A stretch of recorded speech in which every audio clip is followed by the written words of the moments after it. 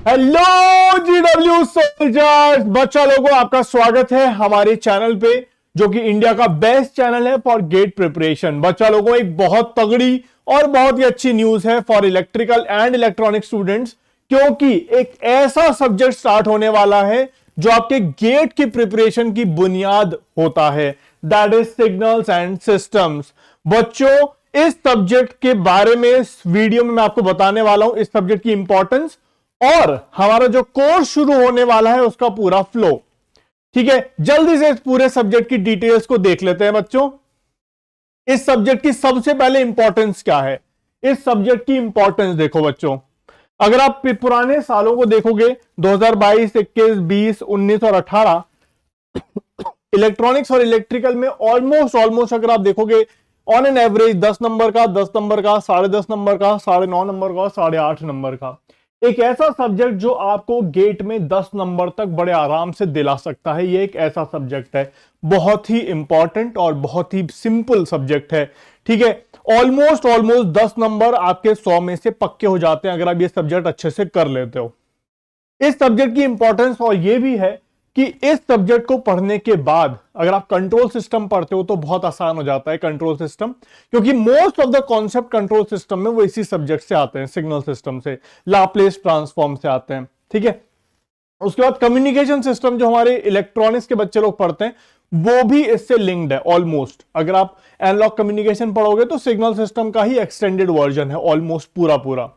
और network theory में भी ये यूज होता है। अगर आपने नेटवर्क थ्योरी पढ़ी है उसमें लाप्लेस ट्रांसफॉर्म के माध्यम से हम लोग transient analysis of any circuit कर सकते हैं, first order circuit and second order circuit की। तो ये बुनियादी सब्जेक्ट बन जाता है आपका सिग्नल सिस्टम, क्योंकि ये पढ़ लेते हो तो आपके बाकी सारे सब्जेक्ट्स आसान हो जाते हैं, क्योंकि सिग्नल सिस्टम में पढ़े हुए कॉन्सेप्ट्स हम बाकी सब्जेक्ट्स में यूज करते हैं। ठीक है, अब देखो बच्चों कौन कौन सी बुक पढ़नी चाहिए। वैसे तो अगर आप मेरा कोर्स कर लेते हो या हमारे किसी भी अच्छी फैकल्टी, जितनी भी फैकल्टीज है हमारी टीम द्रोणा की, किसी का भी कोर्स कर लेते हो तो बुक्स पढ़ने की कोई जरूरत नहीं पड़ती है। लेकिन फिर भी हम कौन सी बुक रेफर करते हैं पढ़ाने के लिए? मैं 3 बुक रेफर करता हूं। पहली है तरुण कुमार रावत साहब की signals and system, Oxford publication की बेहतरीन किताब है, बेहतरीन किताब, बेहतरीन। इसी में से क्वेश्चंस मैं आप लोगों को कराता हूं, इसी के जो पीछे क्वेश्चंस होते हैं हम लोग क्लास में करते हैं। सिग्नल सिस्टम की शॉम सीरीज, ये भी बहुत अच्छी किताब है, इसमें बहुत सारे क्वेश्चंस हैं, ये भी हम लोग फॉलो करते हैं।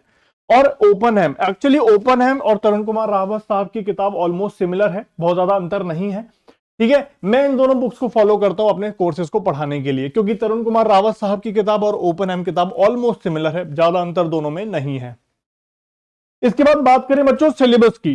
देखो सिलेबस अगर आप देखोगे तो सिलेबस इलेक्ट्रॉनिक्स में ज्यादा मेंशन ही नहीं है, बहुत छोटा सा सिलेबस मेंशन है। ये continuous time signal, Fourier series, Fourier transform, sampling and application.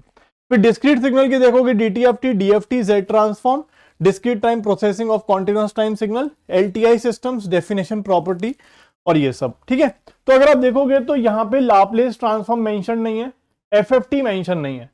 ठीक है, लेकिन इन दोनों से क्वेश्चंस आते हैं। क्यों? क्योंकि कॉन्टिन्यूअस टाइम फोरियर ट्रांसफॉर्म के अंदर ही लाप्लेस कवर हो जाता है। ठीक है, और डीएफटी के अंदर एफएफटी कवर हो जाता है। तो आपको सिलेबस देखने की जरूरत ही नहीं है। क्यों? क्योंकि जितना मैं आपको पढ़ाऊंगा या जितनी हमारे टीम द्रोणा के कोई भी फैकल्टी आपको पढ़ाएगी उतना ही आपके लिए सिलेबस है, मान के चलो। और इलेक्ट्रिकल का सिलेबस थोड़ा कॉम्प्रिहेंसिवली डिफाइंड है सिलेबस के अंदर। ठीक है, आप देखोगे तो इसके अंदर सारे टॉपिक हैं, representation of signals, discrete time and continuous time, shifting scaling properties, LTI systems, causal systems, Fourier series representation of discrete and sampling theorem. ठीक है, application of Fourier transform, continuous और डिस्क्रीट दोनों का याद रखिएगा, डीटीएफटी सिलेबस में है। ठीक है, याद रखिएगा डीटीएफटी इलेक्ट्रिकल के सिलेबस में है। इसके बाद लाप्लेस ट्रांसफॉर्म, जेड ट्रांसफॉर्म और average value, RMS value of periodic signals. तो आपको सिलेबस देखने की जरूरत नहीं है, ये तो बस रेफरेंस के लिए लगा दिया है मैंने, क्योंकि जितना हम आपको पढ़ाने वाले हैं उतना ही आपके लिए सिलेबस है। इसके बाद स्कोरिंग लेवल, यस ये सबसे इंपॉर्टेंट है। देखो अगर आप गेट के सिलेबस को देखोगे तो गेट के सिलेबस को आप 2 पार्ट में ब्रेक कर सकते हो, एक मुश्किल सब्जेक्ट, एक आसान सब्जेक्ट। ये आसान सब्जेक्ट है, signal system is a easy subject, मान के चलो ऑन एन एवरेज मीडियम या इजी लेवल का क्वेश्चन आता है, आप प्रीवियस ईयर क्वेश्चंस को देखोगे, एनालिसिस करोगे तो आपको दिख जाएगा। ठीक है, इसके बाद बच्चों हमारा कोर्स कब से शुरू हो रहा है? हमारा कोर्स शुरू हो रहा है बच्चों 1 तारीख से। 1 तारीख से वीकडे है, हमारी क्लासेस शाम को 7 से 9 और 9:30 से 11:30 2 क्लास होंगी एक साथ। ठीक है, 1 तारीख से शुरू होने वाला हमारा कोर्स सिग्नल्स एंड सिस्टम्स का। ठीक है, इसके अंदर टोटल 60+ सेशंस होंगे, 60 सेशन और थोड़े आगे पीछे हो सकता है 62 63 सेशन चले जाएं। डीपीपी आपको मिलेंगे, हर एक क्लास की डीपीपी और उसके वीडियो सॉल्यूशन आपको मिलेंगे। वीकली टेस्ट होंगे आपके, ठीक है, मतलब हर हफ्ते आपका संडे को टेस्ट होगा और उसका भी आपको वीडियो सॉल्यूशन मिलेगा। डाउट इंजन है बच्चों हमारा, अगर आप कोई भी डाउट पूछते हो तो आपको डाउट का तुरंत सॉल्यूशन मिल जाएगा या विद इन 24 आवर्स आपको उसका सॉल्यूशन मिल जाएगा, मतलब डाउट आपके क्लियर हो जाएंगे। उसके बाद 400+ क्वेश्चंस, मैं तो ये कम लिखा है नंबर, लेकिन आप मान के चलो हर एक क्लास में हम 10 से 12 सवाल करने वाले हैं, तो ऑन एन एवरेज आपके 700 से 800 सवाल क्लास में ही हो जाएंगे। और सारे पीवाईक्यूज क्लास में मैं कराता हूं। ठीक है, आपको कोई भी इलेक्ट्रिकल इलेक्ट्रॉनिक्स दोनों के सारे पीवाईक्यूज, बहुत सारे practice questions, DPP, weekly test, मतलब आप लोगों को भर दिया जाएगा कंटेंट से। आपको कुछ भी बाहर का चाहिए ही नहीं होगा। जितना हम क्लास में पढ़ाएं, जितना डीपीपी में क्वेश्चन दें, जितना क्लास में क्वेश्चंस कराएं, और क्लास में मैं आपको होमवर्क भी देता हूं।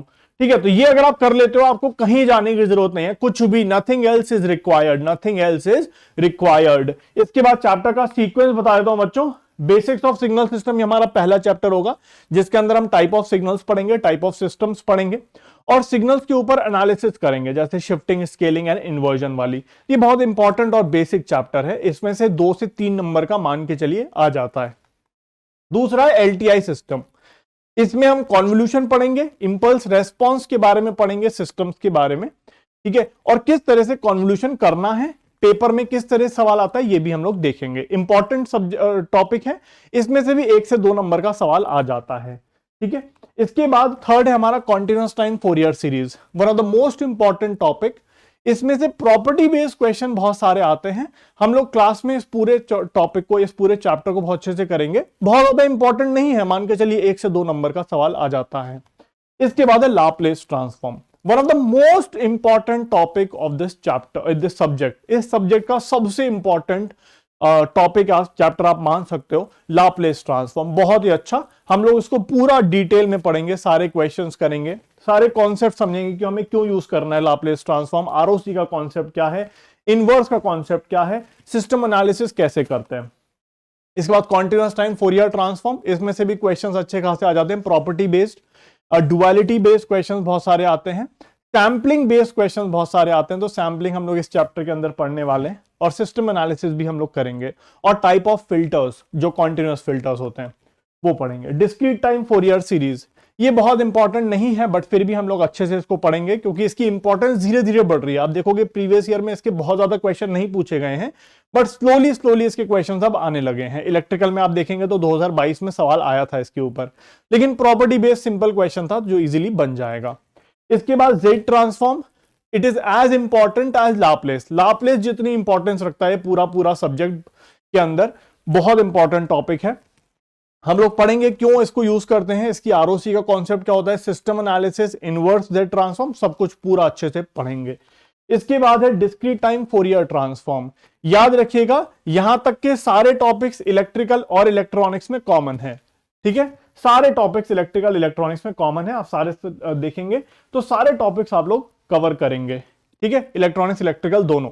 ये भी इंपॉर्टेंट टॉपिक है, इसकी इंपॉर्टेंस धीरे धीरे इंक्रीज हो रही है, क्योंकि इसको नेग्लेक्टेड कर रहे थे बच्चे लोग, लेकिन अब आप देखेंगे 2022 में 21 में इसके ऊपर सवाल आए हैं। लास्ट है डीएफटी एंड एफएफटी। ये वाला टॉपिक ये सिर्फ इलेक्ट्रॉनिक्स गेट में है। ठीक है, तो इलेक्ट्रिकल के बच्चे इसको स्किप कर सकते हैं। It is one of the most important for electronic students. आप देखेंगे तो हर साल 2 नंबर का एक सवाल आ रहा है इस टॉपिक से, डीएफटी एंड एफएफटी। मैंने बताया था एफएफटी जो है वो मेंशन नहीं है सिलेबस में, लेकिन फिर भी it's a part of DFT only. ठीक है, मेंशन नहीं भी है तब भी हमें करना है। बच्चा लोगों याद रखना, अगर आप पूरा कोर्स करते हो तो आपका ये पूरा सब्जेक्ट तगड़े लेवल से खत्म हो जाएगा। मैंने आपको बताया कि हम लोग क्या क्या ऑफर कर रहे हैं, डीपीपीज, वीकली टेस्ट, उसके सॉल्यूशंस, क्लास के अंदर ऑलमोस्ट 500 से 600 सवाल हो जाएंगे, पीवाईक्यू सारे क्लास में हो जाएंगे, और आप लोगों को डाउट इंजन भी मिलेगा, मतलब अगर आपको कोई भी डाउट होता है तो वहीं की वहीं क्लियर हो जाएगा। ठीक है बच्चों, सो इस सब्जेक्ट को पूरे तगड़े लेवल से अपन लोग करने वाले हैं। ऑलमोस्ट 60-65 हमारी क्लासेस होने वाली हैं और बहुत अच्छे से हम इस पूरे सब्जेक्ट को कवर करेंगे। All the best, thank you.